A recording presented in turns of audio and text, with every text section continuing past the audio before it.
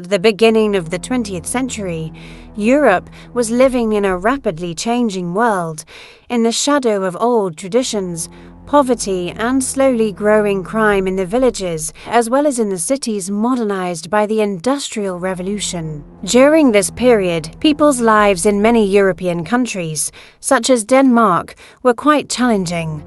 But the darkness. There was something else on the silent streets, the terrible crimes a woman committed, not only a society, but to influence the whole world deeply. This is the story of Dagmar Overbye, a woman, a seemingly ordinary mother and caregiver, but with a terrible darkness inside.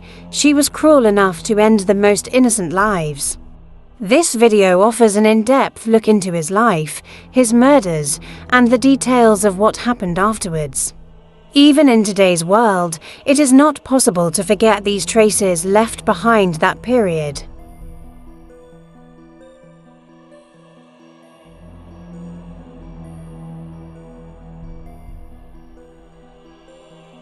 Dagmar was born on April 23, 1887 in a small and poor village called Asendrup. His father was a farmer and his mother was engaged in housework.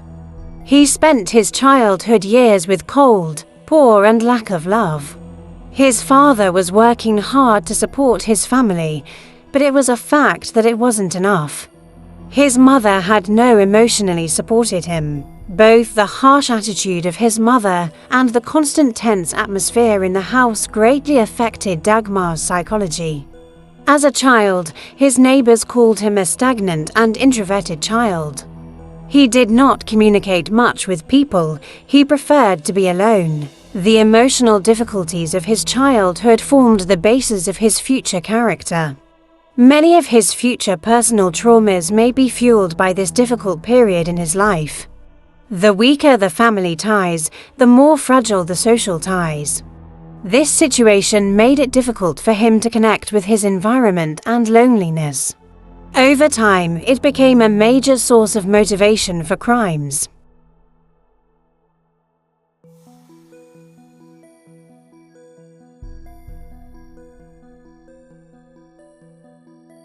Dagmar decided to go to Copenhagen for a better life in his youth.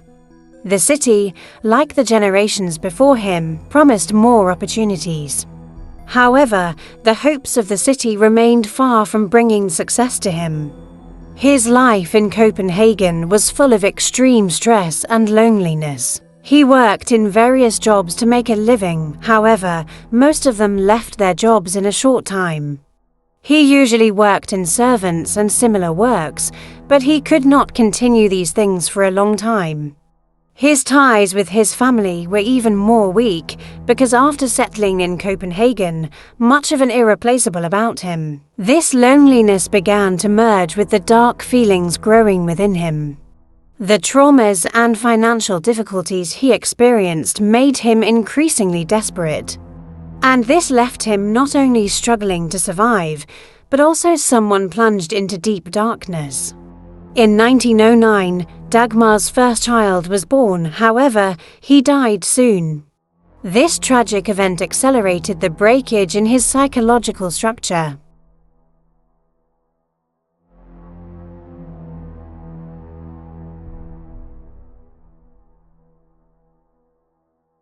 When we came to 1916, Dagmar Overbye went to the caregiver. Single mothers in Denmark were looking for a reliable caregiver where they could entrust their children. At this point, Dagmar assured some women who came to the city with the promise of looking at their babies.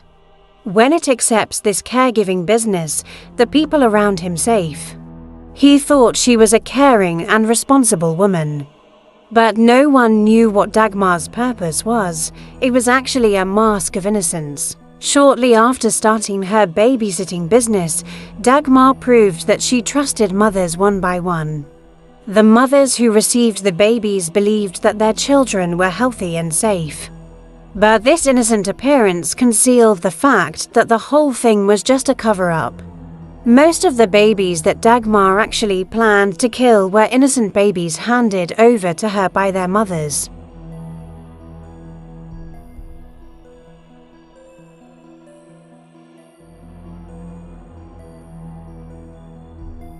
The murders Dagmar committed were proceeding in a cold-blooded and planned manner.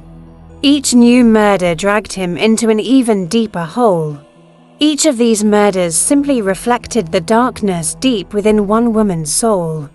After strangling babies to death, he developed techniques to preserve the bodies by burning or hiding them. Mostly, the burning of corpses was carried out in order not to leave a trace and to cover up the murders he committed fearlessly. There was no trace left of the ashes of the cremated corpses, showing how cold-blooded and careful his plans were. Many murders were committed in or around Dagmar's home. Their victims were only a few days old babies or a few weeks of children. Usually babies were thought to be killed without even a day. The trust of babies to their mothers gave them confidence to surrender Dagmar. Women were often forced to care for their child and were in search of a caregiver. However, these mothers did not realize that they were actually surrendering their own children to a monster. Another frightening element that attracted attention in Dagmar's murders was that the way the murders were committed was quite systematic. After killing the babies, he either threw the bodies away or burned them in the oven at home. The corpses of some babies he was accumulated in a room in the basement or in the garage.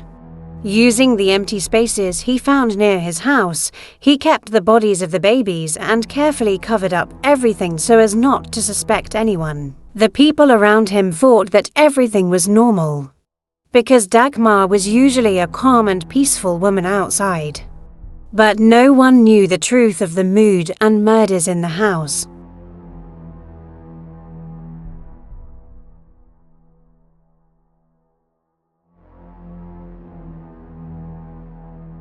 Dagmar's murders continued to increase in time. Each new murder began to arouse more doubts around him, but these doubts were soon noticed. The first real trace appeared with a mother's complaint. The woman never heard from her baby she handed over her baby caregiver. This woman trusts the person she entrusted her children. After a while, he noticed his daughter died. After the complaints, the police raided Dagmar's house and found the residues of corpses in a suspicious way. This was the first step in revealing the murders. Police, in the first examination at home, came across a series of findings. Various organs, some residues of infants, and strange scents, he confirmed the police doubts.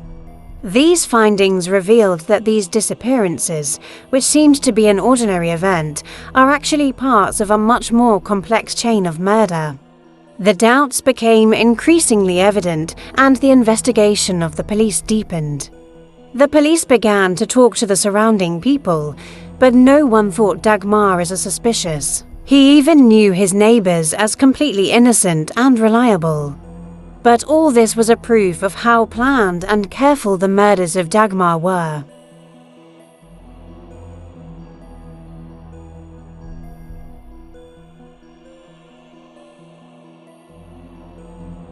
Dagmar was finally arrested by the police in 1920. This process made it difficult for her to confront her crimes and realize what a terrible criminal she truly was. When the police questioned her, she initially did not confess to her crimes. But each passing hour created pain and fear in her mind, until he had to admit his crimes in his statement. He said he had killed so many babies that it was not possible to understand how deep it was. Dagmar carried out every crime in a meticulous and emotionless way. He saw what he did as a job. Killing had become a routine for him. The death of the children actually gave him some kind of peace and relief. Dagmar, from the moment he was caught, he was confronted with the horror of his crimes. But he showed no signs of remorse. He pleaded guilty, but there was never any sense of remorse. The judge decided to conduct a very in-depth investigation to understand the scope of his crimes.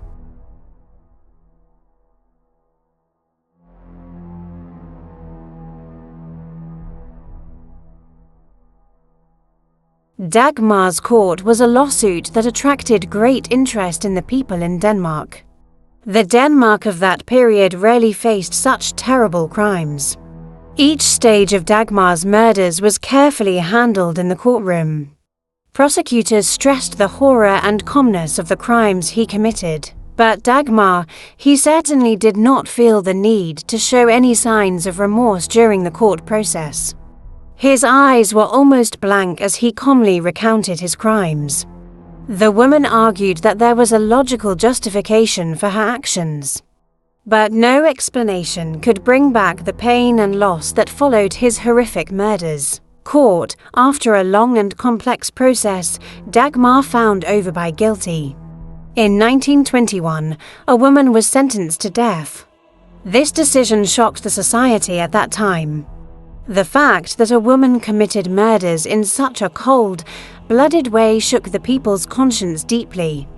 The attitude towards women criminals at that time was often more tolerant. However, Dagmar's crimes were a source of shame not only for a woman, but for all humanity.